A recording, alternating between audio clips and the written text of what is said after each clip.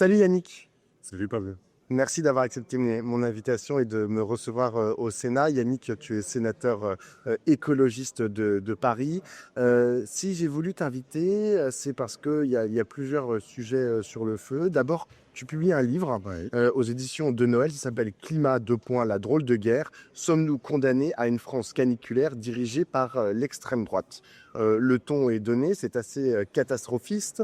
Tu dis dans l'introduction que ce qui a motivé la rédaction de ce livre, c'est ta peur. Ouais. Je dis, j'ai peur.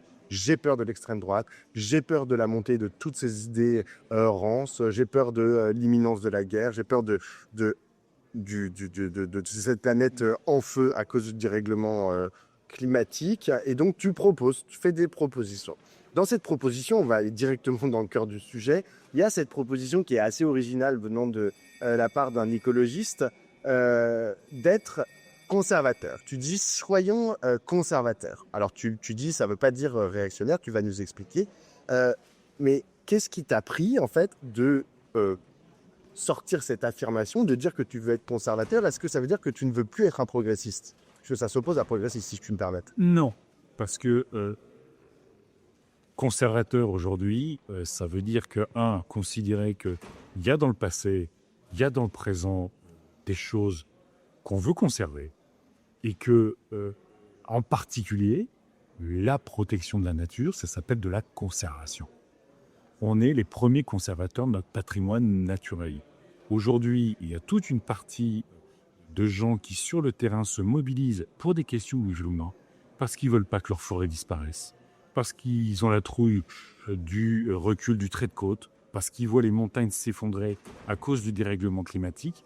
Et donc, nous devons aussi revendiquer le fait d'avoir des racines profondes dans la nature et dans la société. Et puis surtout, en fait, le projet écologiste, il fonctionne aussi sur une panique, la panique climatique, avec un potentiel effondrement de la civilisation, telle qu'on la connaît. Et donc, nous avons un projet qui est profondément transformateur. Il veut changer nos modes de consommation, changer nos modes de production, comment la société s'organise, comment la démocratie est revivifiée, comment le monde se réorganise. Et donc, en fait, cette partie transformatrice dans le monde d'aujourd'hui, elle peut être angoissante. Pour beaucoup, ils disent, mais moi, depuis le temps qu'on me demande de transformer, c'est plus de précarité, c'est le chaos, c'est la guerre à nos frontières, ce sont les pandémies, ce sont les crises financières, c'est tout ça. Et donc, je pense que si nous voulons rassurer aussi sur cette projection, cette puissance transformatrice, il nous faut assumer que, on s'inscrit aussi dans l'imaginaire de nos concitoyens sur des choses qu'ils ont envie de conserver. Et donc, être conservateur, c'est pas être réac, mais c'est dire, il y a dans notre culture, il y a particulièrement notre patrimoine naturel qu'il faut savoir conserver. Moi, j'ai vu sur plein de mobilisations, que ce soit le grand contournement routier de Strasbourg, sur plein de choses, en fait, venaient des gens qui ne voulaient pas voir disparaître, détruit leur lieu de vie. Donc, c'est une forme de conservatisme que de vouloir conserver son lieu de vie, que ce soit des arbres et pas une autoroute. Et donc, nous devons aussi parler à tous ces gens qui se mobilisent sur la question de l'environnement, parce qu'au fond, ils veulent garder ce patrimoine. Juste pour me rassurer, est-ce qu'on est bien d'accord que ton adversaire, c'est toujours la droite et que ton Pas d'ambiguïté. c'est la gauche et les écologistes? On a absolument, il y a deux paniques dans la société aujourd'hui. Il y a la panique identitaire agitée par l'extrême droite. Leur solution, c'est purger la société de tout ce qui ressemble à un arabe, un noir, un musulman, un homosexuel, une femme libérée, tout ça. Donc, ils veulent purger la société. Donc, leur réponse, elle est assez simple, en fait, pour les gens. Il n'y a pas d'eau. Il n'y a que des boucs émissaires. Il n'y a que des coupables. Donc, on va purger la société. Nous, on porte une autre type de panique, mais qui dit faut tout transformer. Et donc, il y a une telle radicalité dans notre projet sur la justice sociale, et c'est toute une partie de mon livre, que d'expliquer que trop souvent, l'écologie a fonctionné de manière un peu morale sur l'habitabilité de la planète, sur les générations futures, sur la santé, sur notre survie, ce qui est parfaitement légitime. Mais on a aussi mis de côté les éléments essentiels de justice sociale sur les transports, sur le logement, sur l'accès à la santé, sur l'accès à l'éducation, sur l'accès même à la démocratie. Et donc, je me situe résolument dans le camp progressiste, mais d'être dans le camp progressiste, ça ne signifie pas forcément mettre de côté notre histoire. Par exemple, tu ne m'as pas interrogé là-dessus, peut-être ça à l'avenir. Je dis aussi qu'il faut s'emparer du débat sur l'identité nationale. L'identité nationale, on se souvient, le ministère de Sarko, tout ça, sentait extrêmement mauvais. Mais quand une bonne partie de nos concitoyens sont angoissés par l'avenir, ils se sentent en insécurité individuelle, sociale, économique, salutaire, en insécurité collective, ils se demandent si notre pays va se noyer dans l'obscénité de la mondialisation libérale. Eh bien, nous devons aussi répondre à cette angoisse et ne pas laisser simplement l'extrême droite dire qui nous sommes, qu'est-ce que c'est que la France. Donc il nous faut se réemparer là, surtout que c'est d'autant plus aberrant de ne pas s'en emparer. Quand vous écoutez Zemmour, c'est facile, lui c'est Jacouille, la fripouille, il arrive du Moyen-Âge, il pense qu'il y a l'Inquisition, qu'il faut être anti-juif, qu'il faut être anti-musulman. Bon. Mais vous prenez un Bardella, quand il parle d'identité nationale, il vient braconner sur nos terres. Il parle de Marc Bloch, il parle de Victor Hugo, il parle de De Gaulle, alors que s'il devait assumer sa vision de l'identité nationale, ce serait évidemment l'Action française, l'OAS, Maurras, Pétain, tout ce qu'on veut. Donc, il nous faut, nous, sortir aussi de nos zones de confort et répondre aux angoisses de nos concitoyens qui se sentent si profondément déstabilisés, si profondément insécurisés, qu'on ne doit pas, par le projet qu'on porte, renforcer ce sentiment d'insécurité, mais au contraire, on doit y répondre.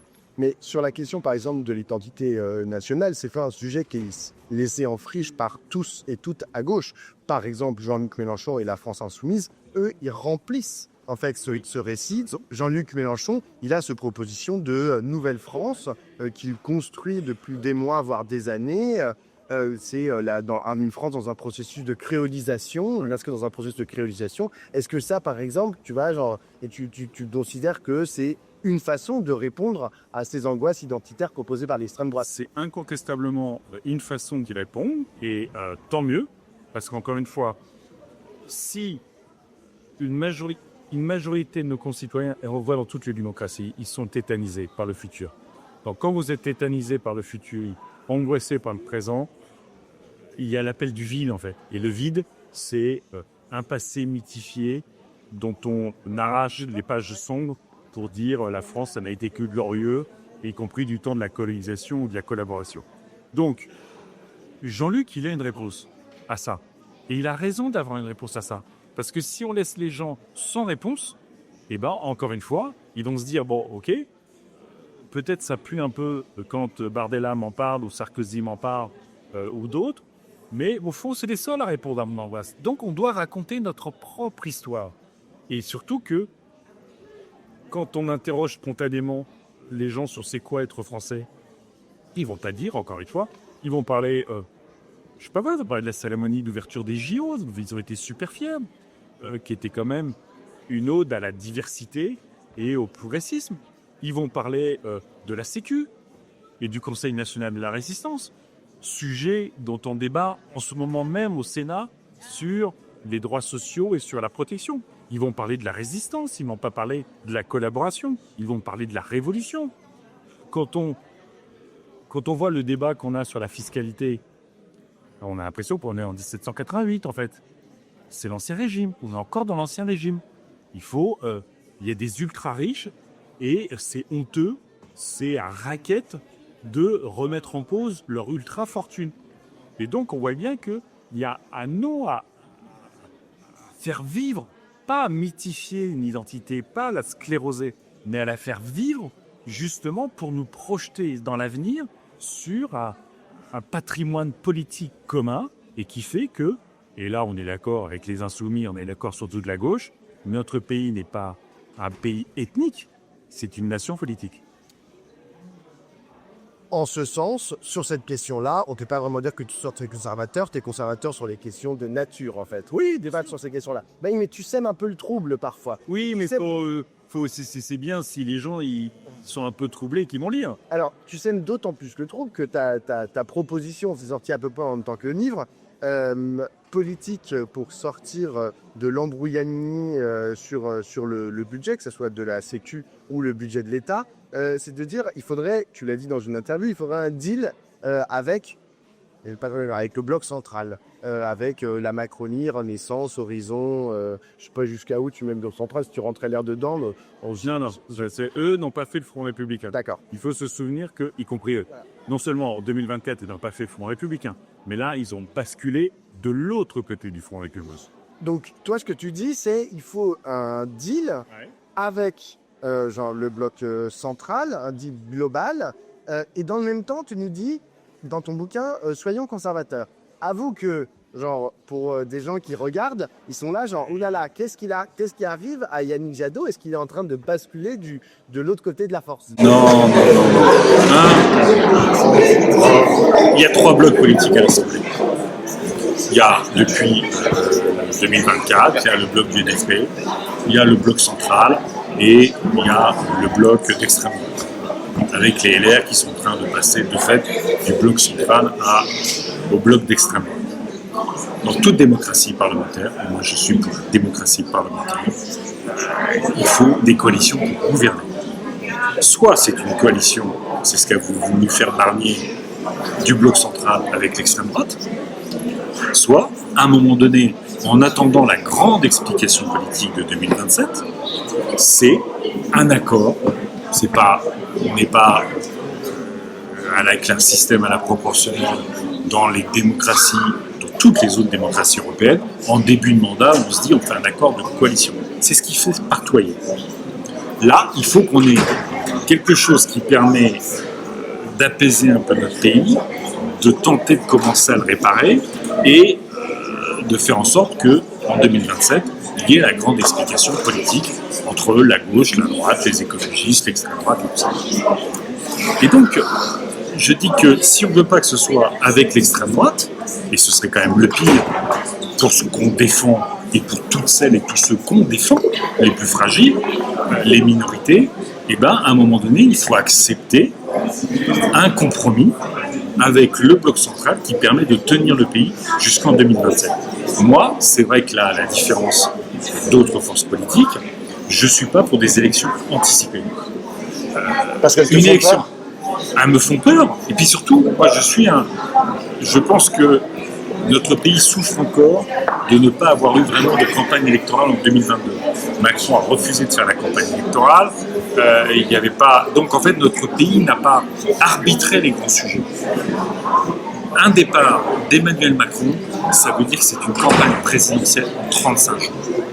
Est-ce que c'est de ça dont on a envie? Quand on voit l'état du débat politique, ultra polarisé, il y a plus d'invectives que d'arguments. Est-ce qu'on veut un débat politique bâclé ou est-ce qu'on veut pouvoir parler du logement, de l'hôpital, de l'école, évidemment du climat, de l'agriculture et de sa nécessaire transformation? Donc je veux qu'on ait le temps de la démocratie. En fait. Je pense que la démocratie, ça prend du temps et qu'on ne peut pas en permanence la bousculer. Regarde la législative après la dissolution. Notre seul argument, à un moment donné, ça a été le Front républicain, en vrai.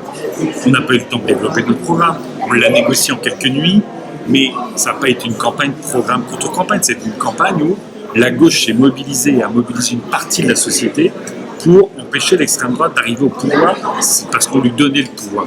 Et ben moi, je veux qu'il y ait de la démocratie au sens où il y a un débat éclairé et qu'il y ait des choix qui se fassent en intelligence. Donc si je ne veux pas d'élection anticipée, eh ben, il faut qu'à un moment donné, on ait un budget pour le pays.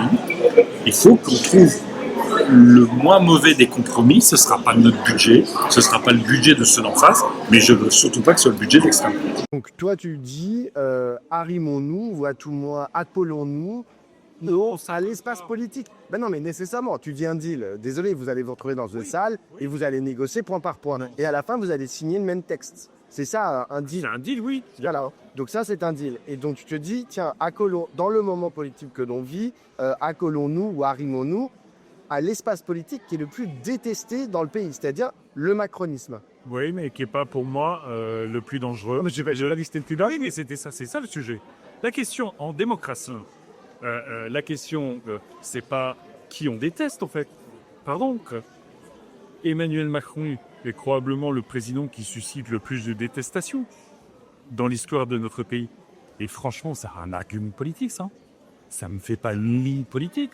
Ça me donne pas des propositions de pouvoir d'achat pour les Français. Ça me donne pas des propositions pour que, encore une fois, l'école soit de nouveau le lieu d'épanouissement, d'émancipation et de construction des citoyens et des citoyennes de demain.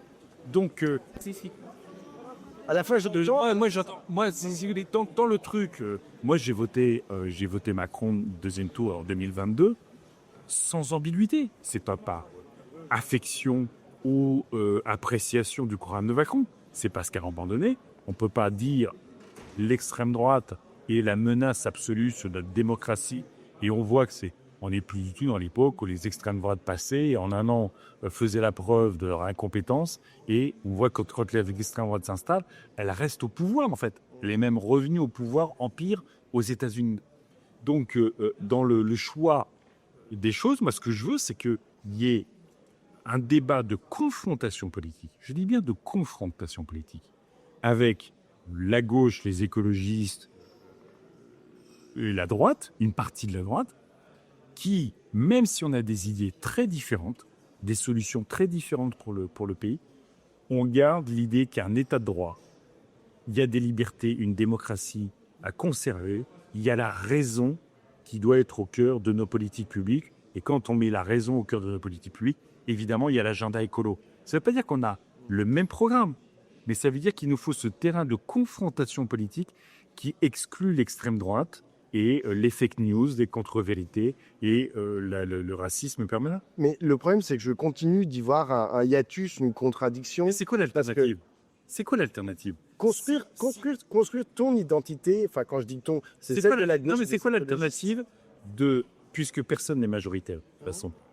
Et encore une fois, je pense que ça serait pas une bonne nouvelle pour la démocratie d'avoir des élections qui seraient dans la précipitation, où on n'a pas le temps de parler de ce qui préoccupe les gens. Ce qui rend dingue les gens, c'est que la politique ne leur donne pas l'impression qu'on s'occupe d'eux. Et c'est aussi là-dessus que l'extrême droite grossit, parce que parle pas du logement et qui se disent, ça va, à un moment donné, tout ce qui me pose problème, ceux qui nous gouvernent n'en parlent pas. Et on sait combien le libéralisme a construit de l'impuissance politique. Et donc, à un moment donné, les gens se disent même, au fond, ça fait 20 ans qu'on me dit qu'il faut que je vote pour l'extrême droite parce que c'est le danger absolu. Mais qu'est-ce que ceux qui gouvernaient? Et donc, au fond, qu'est-ce que la démocratie m'a apporté ces 20 dernières années? Je suis plus précarisé, j'ai moins de services publics, les usines ont fermé et je vois le dérèglement climatique qui cogne dans tous les sens. Donc, il nous faut, à un moment donné, trouver l'espace. Encore une fois, ce n'est pas un contrat de gouvernement. Mais pas là, on est à un an d'une élection nationale. Mais trouver les compromis qui nous permettent de tenir le pays jusqu'à ce qu'on ait une campagne électorale digne de ce nom.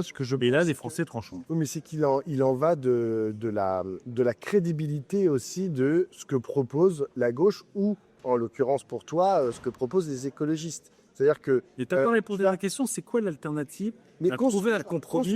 Non, mais aujourd'hui, parce qu'aujourd'hui déjà on a du mal à comprendre ce que c'est qu'un écologiste, tu vois. Enfin, parfois on a l'impression que ça tape un coup ici, vous êtes une force d'appoint. Pour l'instant, vous n'avez pas réussi à faire la démonstration en fait que vous pouviez être autre chose qu'une force d'appoint. Et là, tu proposes d'être une force d'appoint des macronistes, alors que tu dis il y en a marre de. Pourquoi c'est force d'appoint des macronistes? Parce qu'ils n'ont pas la majorité. Gouvernement, enfin. Ils n'ont pas la majorité. Quand on obtient la suspension de la réforme des retraites, personne ne considère que c'est l'abrogation de la réforme des retraites. Tout le monde sait que cette réforme des retraites, au-delà d'être une profonde injustice sociale, c'est une blessure démocratique. Donc on dit, on met ça en pause, ce sera le débat de 2027. Je veux dire, en ayant ce compromis-là, je ne vois pas en quoi je deviens macroniste. Non, j'ai pas dit que tu devenais macroniste. Je dis que oui, mais tu me dis que je m'accole. Bah oui. Et puis, pardon, il y a quelques années, tout à fait. À un moment donné, l'écologie était un élément de recomposition du paysage politique, un logiciel dont tout le monde devait s'emparer. Aujourd'hui, je suis le premier à considérer que on s'est mis plus en animateur de la gauche qu'en pensée au cœur de la recomposition de la gauche, des enjeux que tout le monde peut considérer essentiels. Donc, voilà, moi, Oui, mais mon sujet, c'est que, encore une fois, le pays ne s'effondre pas, qu'il ne tombe pas entre les mains de l'extrême droite, et on voit avec la bascule des LR que, en fait, il y a une élection demain, mais si le RN n'a pas la majorité seule, il gouvernera avec le RN, et que là, on en a pour longtemps. On en a pour longtemps, et toutes celles et tous ceux qu'on prétend défendre seront les premières victimes des politiques qui seront mises en œuvre. Donc ça nous donne quand même une certaine responsabilité. Mais encore une fois, le problème, je trouve, et c'est ce que tu développes dans ton livre. C'est-à-dire que tu dis, à la fois, on a un problème avec l'écologie politique, c'est que il faut arrêter avec l'écologie d'en haut, il faut arrêter avec le mépris de classe, etc. Et à la fois, genre, ta proposition, c'est de dire, tiens, on va aller voir les macronistes. Non, mais t'imagines ceux qui débattent. Bah si, désolé, Je dis pas, il faut aller voir les macronistes. Donc, genre, tu vas aller voir les macronistes. Parce que sinon, c'est quoi? C'est le deal comme Non, mais d'accord. Mais c'est trop facile de dire. non, moi je suis pour. Moi je suis, si tu veux. Non, mais je dis, c'est quoi l'alternative? C'est quoi l'alternative? Mais l'alternative, c'est ne pas voter leur budget. Voilà, t'as pas le choix. Genre, on vote pas leur budget parce que c'est eux qui ont signé le budget. C'est eux qui ont signé en race. Il se passe quoi? Ils ont qu'à renommer genre, un premier ministre de gauche ou une première ministre de gauche. Il se passe quoi? Genre, le gouvernement tombe et puis il nomme un premier ministre de gauche. On va pas voter, on va pas accepter en fait qu'il y ait un premier ministre de droite alors que depuis le début on dit que c'est pas possible. Enfin, et là, tout d'un coup, il nous a forcé. Reconnaît que la gauche n'a pas la majorité non plus. Ce sera pas beaucoup plus facile. Mais j'ai pas dit que ce serait plus facile. Mais genre, je sais pas pourquoi on accepterait plus Le Cornu que Lucie Castet. Voilà. Et je comprends pas. Et de les arbres, Macron nous a. Jofflet, c'est vrai, Macron nous a forcé la main. Et là, on est obligé d'accepter Le Cornu et de dire bravo Le Cornu, incroyable. Personne. Non, bravo Le Cornu. Mais si, parce qu'il fait un budget. Et genre, il y a une partie de la gauche qui dit bon, bah, on va voter son budget alors parce qu'on l'a un peu édulcoré. Mais le problème, c'est que c'est lui qui tient l'architecture du projet. Et ça, c'est pas possible. Mais je reviens sur la question. L'écologie d'en haut et le mépris de classe. Je suis tout à fait d'accord avec toi. C'est très souvent ce qu'on entend à l'égard notamment des écologistes et aussi d'une partie de la gauche. C'est des reproches qui nous sont faits. Encore une fois, je trouve ça paradoxal avec se dire, tiens, il y a un... Où est-ce qu'il est, où est-ce qu'est l'électorat pour toi où est-ce qu'il est le peuple en fait qui va pouvoir voter pour Europe Écologie? Est-ce qu'il est allé chercher du côté du bloc central, de ceux qui ont voté pour le bloc central, ou il est... En vrai, mais ça dépend comment on parle. Si on est une partie du discours est collée, tu le reconnais, c'est aujourd'hui, bon, cher monsieur, nous avons dépassé ce matin la 7e limite de la planète. Alors, vous ne savez pas quelles sont les 9 limites de la planète non plus, donc ne vous posez pas la question, mais c'est extrêmement grave. Donc les gens se disent, voilà, dépasser la 7e limite de la planète, c'était pas hier. Bon. Et dans une de ces limites de la planète qu'on a dépassées, il y a évidemment la question climatique, de la concentration des gaz à effet de serre dans l'atmosphère. Et donc, pour lutter contre le dérèglement climatique, il faut le stopper à moins de 2 degrés de réchauffement par rapport à l'ère pré-industrielle. Et pour ça, nous avons essayé d'atteindre la neutralité carbone en 2050. Et pour atteindre la neutralité carbone en 2050, non, et au bout de ça, tu dis, en fait, on va s'occuper de votre logement. Ce que je propose, et c'est une façon d'élargir, c'est que ce que certains appellent cette tragédie des horizons, c'est qu'en fait, agir pour le climat aujourd'hui, ça ne donnera pas des effets. Et demain, ça prend du temps, c'est comme ça. Ça ne veut pas dire que tu ne vas pas le faire, mais ça prend du temps. Et c'est de dire, par exemple, que si on s'occupe, plutôt que de faire ça, on va dire, en fait, on va s'occuper de votre logement. Vous êtes 40% des Français à avoir du mal à payer votre facture. Vous avez froid l'hiver, vous étouffez l'été. C'est des problèmes de santé, évidemment, de pouvoir d'achat. Donc, on va s'occuper de votre logement. Mais on va les rénover, on va construire des logements sociaux parce que 3000 familles n'ont pas accès au logement social qu'ils mériteraient. Voilà. Et puis, en plus, non seulement ça va être bien pour vous, pour votre pouvoir d'achat, pour votre santé, pour votre dignité. Le logement dignité, c'est social. En plus, ça va créer des emplois à côté de chez nous. Des artisans, des boîtes. C'est pas délocalisable tout ça. Et puis, ça va nous permettre d'être moins dépendants de Poutine et maintenant de Trump pour son gaz. Et puis, en plus, ça va participer à régler le problème du dérèglement climatique. Tu comprends complètement le truc à l'envers. C'est-à-dire que quand je critique l'écologie d'en haut, que j'ai porté aussi, c'est qu'en fait, on s'est tellement mis dans une approche morale qui est légitime, encore une fois, l'habitabilité de la planète, la survie des générations futures, c'est ô combien moral avec un M majuscule. Mais que parfois, on a délaissé les intérêts particuliers, immédiats, de nos concitoyens et ces intérêts immédiats particuliers ne sont pas illégitimes. Et donc, pour élargir notre socle, il faut pas simplement avoir nos politiques écologiques avec un accompagnement social et industriel.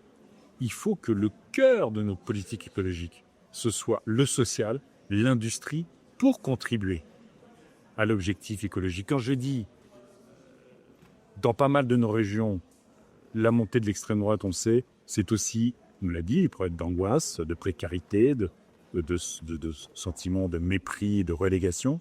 C'est l'affaissement des services publics. Et je dis en fait, les services publics, c'est la protection. L'usine, c'est la dignité. C'est des métiers qui structurent les territoires. Et donc, je dis, par exemple, un de nos sujets, c'est de remettre des usines, ce qui n'est quand même pas le discours classique des écologistes, c'est de remettre des usines d'en haut sur le territoire. À la fois, c'est tant mieux parce qu'on a besoin d'usines pour la transition écologique. Mais c'est vraiment de prendre des choses à l'envers pour élargir considérablement notre base. Et ça, quand tu dis ça, eh ben, je pense qu'en fait, tu sors d'une logique, j'allais dire, caricaturale. Quand Terra Nova disait que plus de ces gens-là et plus de ces gens-là, tu touches tout le monde. Et encore une fois, tu prends en compte les préoccupations quotidiennes, le vécu comme base de ton projet politique. J'ai une dernière question, Yannick. C'est quoi le chemin à court, à moyen et à long terme pour tout ce que tu racontes? Quel chemin en fait tu entrevois? Là, si je prends aujourd'hui, on est mardi, il est 16h02. Genre le PLFSS risque d'être voté. Enfin, risque, bon, c'est ma façon de parler, à l'Assemblée nationale. Donc, on risque d'avoir un budget pour la sécurité sociale, pas forcément un budget pour l'État, mais ensuite, que va-t-il advenir? Il y a les élections municipales. Les élections municipales, des villes, on a des villes à défendre. Ouais. Et je crois que justement, ça va être chaud, ça va être chaud patate. Et je veux croire qu'à un moment donné, y compris parce qu'évidemment, le contexte national écrase un peu les enjeux municipaux, mais je pense qu'à un moment donné, les habitantes et les habitants vont se dire en fait, est-ce que ma mère a bien bossé? Est-ce que les écoles, la qualité de vie s'est améliorée? Je pense que ces sujets-là, à un moment donné, ils vont peser. Et de ce point de vue-là, les écolos ont bien bossé. Mais moi, par exemple, c'est vrai que là, je situe un peu en divergence avec ma propre formation politique sur la question, par exemple, de la primaire.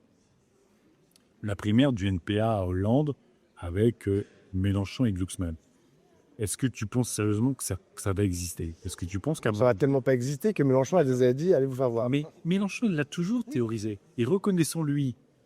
Moi, j'avais essayé en 2016, j'ai même réessayé de réunir toute la gauche en 2021 pour dire, voyons si on peut avoir un projet commun pour une candidature commune. Mais lui, il a toujours théorisé peut-être 2 candidatures à gauche légitimes. Et il dit au fond, et ça va jamais impacter, il a toujours dit, à un moment donné, il y en a un qui prend l'ascenseur du vote utile et l'autre qui prend le toboggan du vote utile contre lui. Bon. Et donc, moi, j'ai un problème à faire vivre un objet politique dont tout le monde sait qu'il est une illusion. Ah non, t'exagères un peu parce que la primaire qui est proposée, effectivement, elle est proposée à toute la gauche, mais on sait très bien que la FI n'ira pas dedans. Donc en fait, c'est une primaire, ils sont toujours invités, ils viennent jamais. Donc genre, jusqu'à pour du contraire, c'est eux qui s'en Oui, alors, donc il y aura une primaire du reste de la gauche, sauf Jean-Luc Mélenchon. Voilà, c'est à ça que ça va ressembler. oui, mais pour l'instant, tant que tu dis... Oui, mais c'est théorique. Non, ben oui, mais c'est ça le problème, c'est ça le problème. Tu fais vivre une illusion auprès de l'électorat de gauche écologiste qui a envie de la victoire et qui a envie de l'union pour la victoire. En faisant vivre l'illusion qu'il est possible d'avoir une candidature unique et que si on n'a pas de candidature unique, ça n'est qu'une question d'ego. Pardon, entre Poutou et Hollande et Tondelier, Autain, Ruffin et Glucksmann, ça n'est pas que des questions d'ego. Il y a des divergences politiques, il y a des différences politiques. Donc en faisant vivre cet objet-là, on crée une illusion qui peut, à la limite, nous péter à la gueule parce que quand ça va pas arriver, ça va être déceptif en fait. Souviens-toi de la déception des gens de la primaire populaire. Donc en fait, moi je préfère qu'aujourd'hui, puisque Mélenchon doit avoir une candidature, qui est une candidature de la gauche non mélenchoniste, en espérant qu'elle soit plus compétitive électoralement que Jean-Luc Mélenchon et donc qui aspire le vote utile, et que ce soit une candidature compétitive pour le second tour de la présidentielle. Mais C'est ça le tu sujet. continues de vouloir une primaire. Ah, mais moi, le primaire, c'est un moyen. Attention, moi, je me souviens quand j'étais candidat en 2021, pour les écologistes, l'objectif, c'était de réussir la primaire, pas de l'élection présidentielle. Il ne faut quand même pas se tromper de combat. Le sujet, c'est peser dans l'élection présidentielle pour tenter de la gagner. La primaire, c'est le moyen. C'est un moyen de désignation, et reconnaissons-le, moi, ça m'a quand même pas mal parasité la vie d'avoir fait une primaire. Je ne vois pas, à part la primaire de 2012 des socialistes, je ne vois pas quelle est la primaire qui a accéléré, amplifié la campagne du candidat ou de la candidate qui a été désigné. Donc attention à ne pas mythifier la primaire, c'est un moyen pour désigner. Toute dernière petite question. Les écologistes, vous avez depuis ce week-end une candidate à la candidature, c'est Marine Tondelier qui a gagné avec à 86% des voix sa place dans un éventuel processus de désignation d'un candidat de la gauche et des écologistes pour la présidentielle.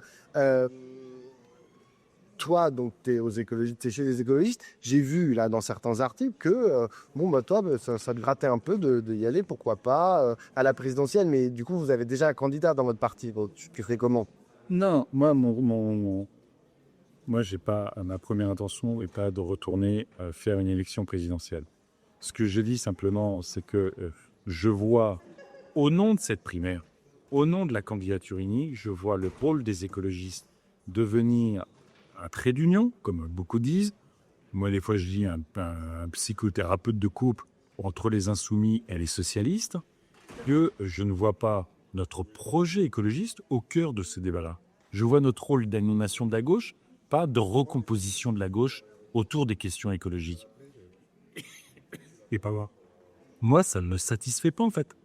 Je veux dire, l'écologie politique, pour moi, c'est le projet auquel je suis attaché, qui doit peser, et je ne veux pas voir disparaître l'écologie pour dire simplement on veut que papa et maman, insoumis et socialistes, se réconcilient. Donc, parce qu'on trouve qu'ils s'engueulent trop. Donc il faut qu'il y ait un candidat écologiste Il faut qu'il y ait un candidat de la gauche non mélenchoniste. Puisque Mélenchon ira, il faut que le reste de la gauche s'organise, mais s'organise maintenant en actant que Mélenchon n'en sera pas et en arrêtant de dire qu'au fond, c'est pas, il va peut-être venir parce que si on le force, s'il y a la pression populaire, est-ce qu'il va venir, est-ce qu'il va pas venir? Et puis s'il gagne, est-ce qu'on le soutient? Moi, pardon, c'est pas, je cache pas que je trouve que Mélenchon a une relation très dégradée à la démocratie. Il y a quand on considère que la Chine est une démocratie, que le responsable de la guerre en Ukraine, c'est Zelensky, que les syndicats sont des sociotraîtres et que la démocratie interne de il ne suffit pas de vont dire la 6e République pour me faire croire qu'on est attaché aux principes démocratiques. Donc moi je veux que tu partais en interne dans leur parti, mais dans leur mouvement. Mais, okay. Oui, mais ce que je veux dire, c'est que c'est aussi, c'est pas pour... Le reste, c'est pas exactement ce qu'il dit, ni sur la Chine, ni sur l'Ukraine. En revanche, ce qui se passe dans leur parti, là, pour le coup, c'est vraiment pas démocratique. Non. Ce qu'il dit sur les syndicats, sur le mode, ils sont... il veut revenir sur la charte d'Amiens, ça c'est certain. Donc c'est quand même moi qui suis moi au-dessus même des questions écolo. Pour moi, il y a la question de la démocratie. Enfin, c'est la première des valeurs qui organise, qui structure mon engagement. Donc pour moi, c'est essentiel. La démocratie sociale, la démocratie parlementaire, la démocratie participative, la démocratie internationale, tout ça, ça se coupe pas en tranches, en fait. On peut pas dire on va faire la 6e République qui va être un modèle de démocratie en France et considérer que Poutine ou le Parti communiste chinois est un parti démocratique. Ok, mais alors, du coup, tu as commis ce livre, tu vas y avoir les élections municipales, peut-être tu vas où c'est passé, mais après, tu vas faire quoi, en fait? Ah, mais moi, je veux contribuer.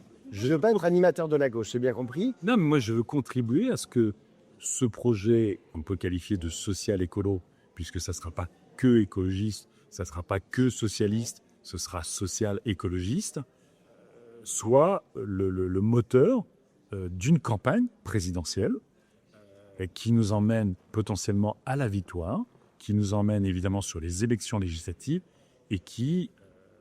voilà, c'est à ça que je veux contribuer. Mais je ne veux pas que ça disparaisse.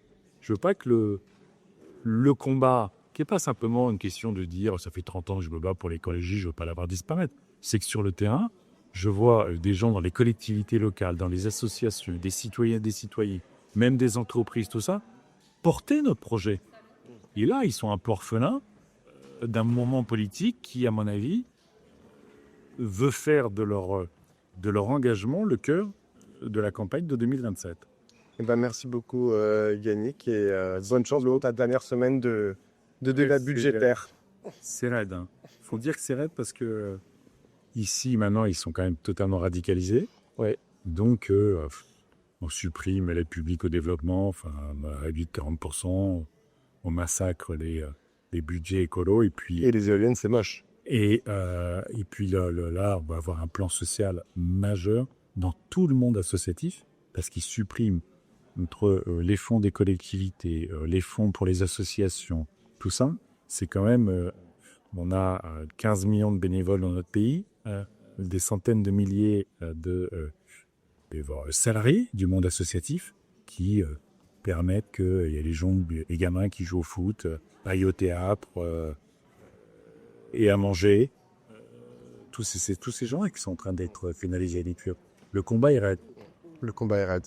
La pente est raide. Mais à la fin, il y a une belle... Comme on dit, il y a la lumière au fond du tunnel. Il faut être sûr que c'est pas la lumière de la locomotive. Merci.